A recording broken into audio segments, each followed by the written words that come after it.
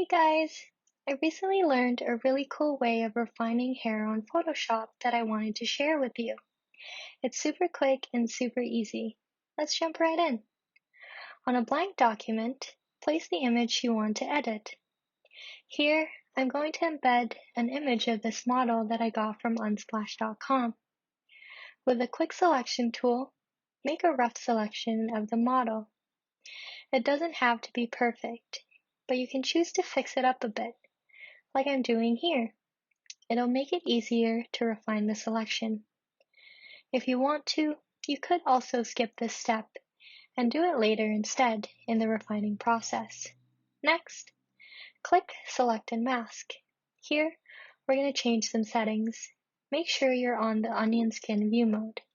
Bring the transparency all the way down and check the Show Edge box. Adjust the radius to about 15 pixels.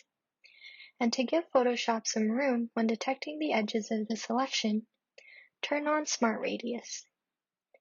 Then, you can go ahead and turn off Show Edge and move the transparency slider back up.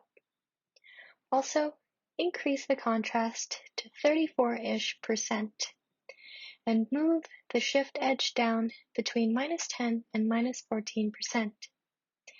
Now, select the Refine Edge brush tool. It's the second brush from the top on the left sidebar. Adjust the size of the brush to around 112 pixels. Zoom in on the selection and slowly brush through the edges of the model's hair.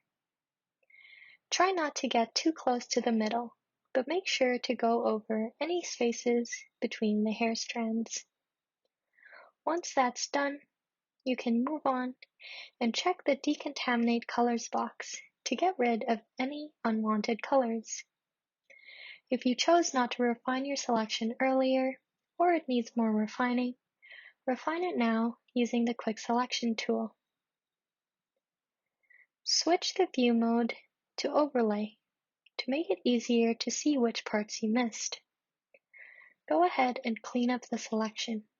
Hold the Alt key to subtract from the selection if you need to. Going back to the onion skin, I'm going to choose the Refine Edge brush tool again.